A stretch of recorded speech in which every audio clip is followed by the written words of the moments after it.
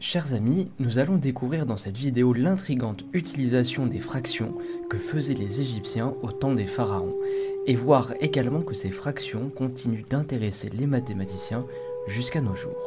Commençons sans plus attendre.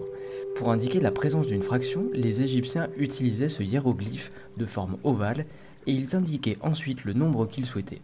Par exemple ici, 3 formes verticales pour indiquer 3.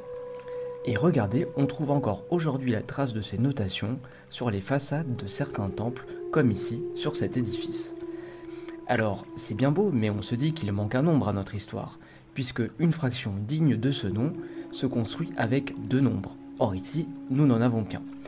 Eh bien non, c'est justement là toute la particularité des fractions dites égyptiennes, puisque, à part quelques exceptions, les Égyptiens n'utilisaient que des fractions unitaires, c'est-à-dire des fractions dont le numérateur est égal à 1 et sont donc de la forme 1 sur n.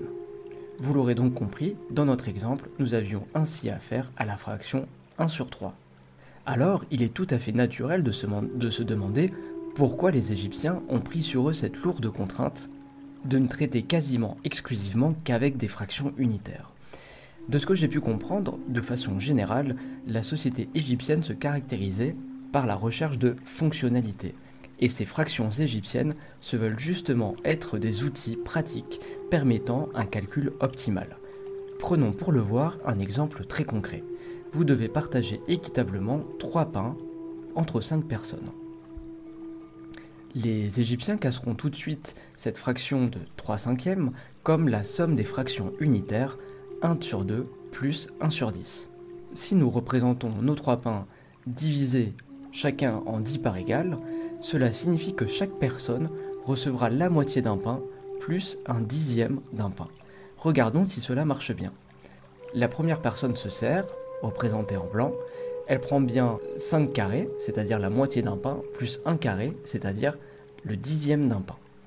Puis vient le tour de la deuxième personne, représentée en jaune, la troisième qui est représentée en vert, la quatrième en rouge, et enfin la dernière personne, 5 carrés, la moitié d'un pain, plus 1 carré, le dixième d'un pain. Nous voyons bien que l'intégralité des 3 pains a été partagée et partagée équitablement. Donc vous voyez que le passage aux fractions unitaires nous donne en quelque sorte la méthode pour résoudre notre problème. Et c'était justement cet aspect-là qui était recherché et apprécié par nos amis égyptiens. Alors à présent, intéressons-nous à une question plus mathématique. Est-ce que toute fraction entre 2 entiers positifs peut toujours s'exprimer comme une somme de fractions égyptiennes?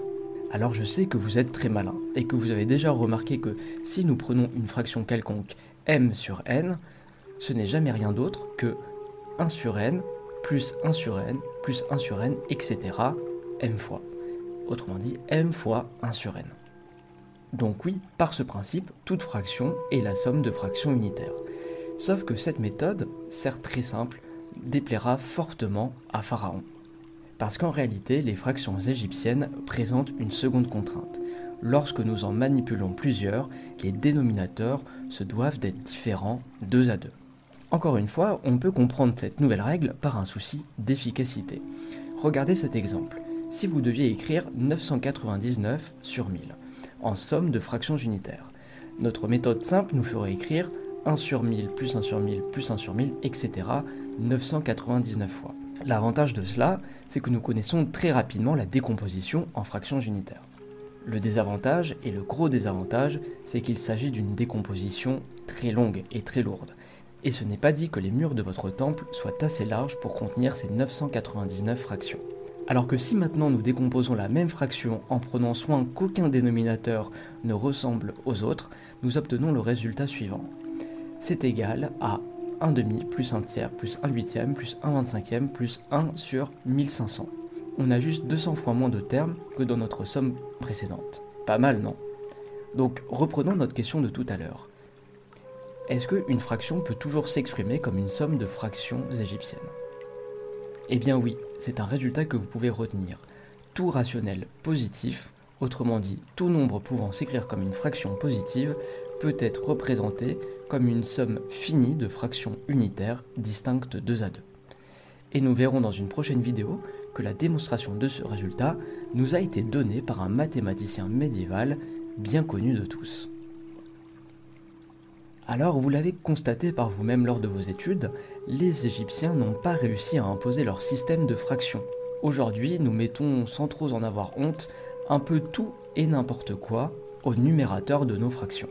Néanmoins, ces fractions égyptiennes n'ont pas disparu du monde mathématique pour autant, et elles font régulièrement l'objet d'études de la part des mathématiciens. Découvrons ensemble un échantillon non exhaustif. Commençons avec l'atypique mathématicien hongrois Paul Erdős, qui considère la suite arithmétique suivante.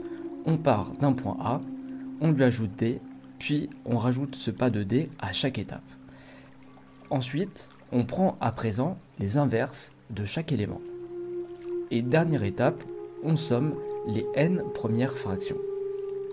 Eh bien, Erdős a montré que cette somme de fractions égyptiennes ne pourra jamais être égale à un entier. Petite anecdote, Erdős a publié cette preuve en 1932. C'était son deuxième article de recherche. Sachant qu'il en publiera plus de 1500 par la suite, ce papier-là est tout simplement collector. Deuxième exemple avec Friedrich Engels. Attention de ne pas rajouter un S à son nom, sans quoi vous tomberiez dans le précipice de la philosophie. Ce mathématicien va s'intéresser à tout nombre réel x strictement positif qui peut s'écrire de la façon suivante. 1 sur A1 plus 1 sur A1 fois A2 plus 1 sur A1 fois A2 fois A3 plus etc. etc. Où A est une suite croissante d'entiers naturels. On parlera alors de développement en série de Engels, et l'étude de ces nombres donne lieu à de nombreux résultats intéressants. Et notons que nous connaissons un nombre bien connu qui peut se décomposer de la sorte. Bien entendu, vous l'aurez remarqué, si votre suite d'AN est strictement croissante, alors tous les dénominateurs sont distincts 2 à 2, et nous sommes dans le champ des fractions égyptiennes. Et enfin, finissons avec un problème ouvert, la conjecture de Erdős-Strauss, où l'on retrouve encore une fois notre ami Paul Erdős. La conjecture prétend la chose suivante. Si je prends un entier n supérieur ou égal à 2, alors je peux trouver un triplet d'entiers x, y, z non nul, tel que 4 divisé par n est égal à 1 sur x plus 1 sur y plus 1 sur z. Il y a de très beaux espoirs pour penser que cette conjecture soit vraie, puisque par ordinateur, pour tous les n allant de 2 jusqu'à 10 puissance 17, nous avons à chaque fois trouvé un triplet x, y, z qui vérifiait l'égalité proposée. Néanmoins, vous le savez, en mathématiques, il suffit d'un contre-exemple pour réfuter une conjecture. Le problème reste donc ouvert. Voilà, chers amis, j'espère que ce tour d'horizon sur les fractions égyptiennes vous aura appris des choses et vous aura intéressé. Et je vous dis à bientôt pour de nouvelles aventures.